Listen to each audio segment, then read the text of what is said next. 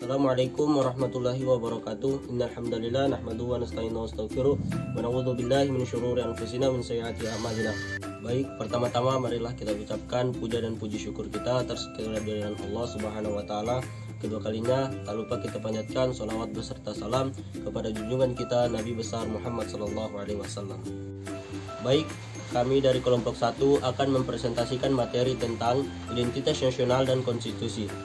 Yang dosen pengampu, mohon maaf kami sebut namanya, Ibu Rizka Fadliyah Nur, SPD MPD. Baik, mari kita lihat, inilah anggota-anggota kami. Perkenalkan, nama saya Amanda dengan NIM 2110300077. Perkenalkan, nama saya Dian Sukma, NIM 2110300333. Perkenalkan, nama saya Eko Saputra, NIM 2110300020. Perkenalkan, nama saya Fakihul Hayatullah Putra dengan NIM 2110300037. Perkenalkan, nama saya Faradila, NIM 2110300031. Perkenalkan, nama saya Sri Wahyuni dengan NIM 2110300338. Perkenalkan, nama saya Zulfikar Atuka, NIM 2110300026.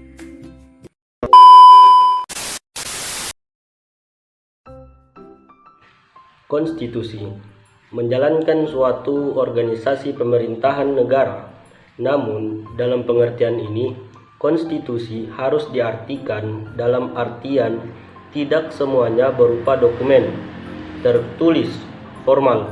Menurut para ahli ilmu hukum maupun ilmu politik, kontribusi harus diterjemahkan termasuk kesepakatan politik negara, kekuasaan, pengambilan keputusan, kebijakan, dan distribusi, maupun advokasi konstitusi bagi organisasi pemerintahan negara yang dimaksud. Terdapat beragam bentuk dan kompleksitas strukturnya. Terdapat pula konstitusi politik atau hukum, akan tetapi mengandung pula arti konstitusi ekonomi. Istilah konstitusi sering diidentikan dengan suatu kodifikasi atau dokumen tertulis. Sama halnya dengan Inggris juga memiliki konstitusi, tetapi tidak dalam bentuk kodifikasi melainkan berdasarkan pada jurisprudensi dalam ketatanegaraan negara Inggris. Terima kasih. Hubungan konstitusi dengan negara. Hubungan konstitusi dengan negara begitu sangat erat. Negara, dalam hal ini pemerintah, tidak dapat melaksanakan kekuasaan tanpa konstitusi. Demikian sebaliknya, konstitusi tidak akan lahir tanpa adanya negara. Akan tetapi, kelahiran sebuah konstitusi adalah kehendak dari rakyat, sebab rakyatlah yang memiliki kedaulatan atas negara. Selanjutnya yaitu konstitusi berperan penting dalam pelindungan hak-hak dasar rakyat dengan mengatur kekuasaan pemerintah. Oleh karena itu, apabila muncul tindakan pemerintah yang tidak beralasan, maka konstitusi akan berperan dalam melindungi hak-hak dasar rakyat. Dilansir dari buku Pendidikan Kewarganegaraan 2020, karya Rosmawati dan Hasanal Mulkan, secara umum, suatu konstitusi harus memuat ketentuan-ketentuan sebagai berikut. Organisasi negara, misalnya pembagian kekuasaan antara lembaga eksekutif, legislatif, dan yudikatif. Hak-hak asasi manusia, prosedur mengubah konstitusi, memuat larangan untuk mengubah sifat-sifat tertentu dalam konstitusi.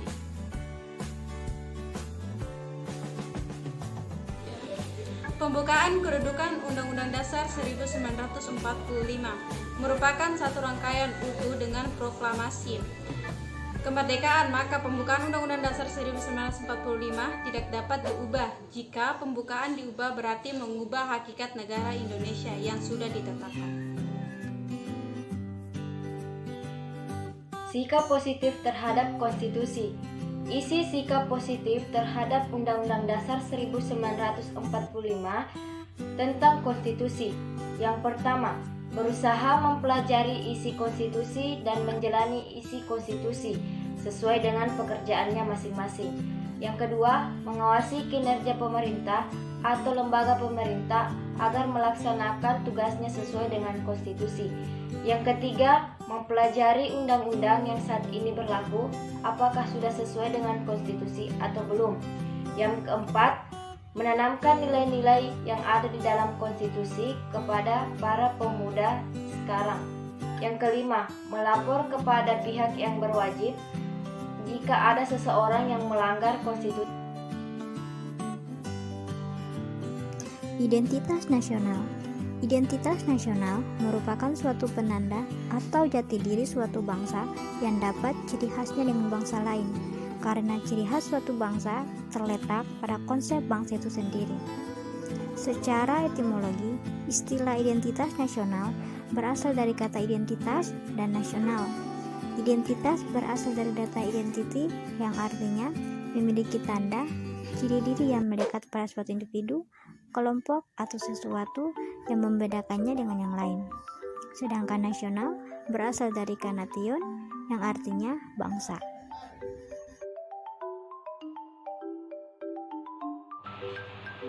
Identitas setiap manusia ditentukan oleh ruang hidupnya. Secara alami akan berakulturasi dan membentuk ciri khas dalam norma kehidupan. Dalam antropologi, identitas merupakan suatu sifat khas yang menerangkan dan sesuai dengan kesadaran diri golongan, komunitas, dan negara sendiri. Faktor-faktor pembentukan identitas nasional. Lahirnya suatu identitas nasional pastinya memiliki ciri khas, sifat, serta keunikan tersendiri yang sangat didukung oleh faktor-faktor pembentukan nasional.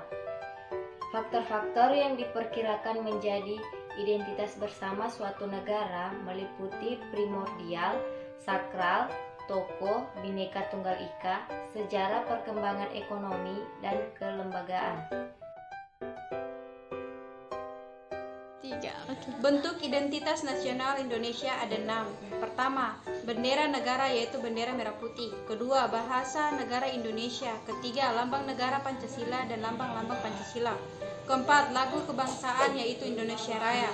Kelima, Undang-Undang Dasar Negara Republik Indonesia tahun 1945. Keenam, kebudayaan daerah.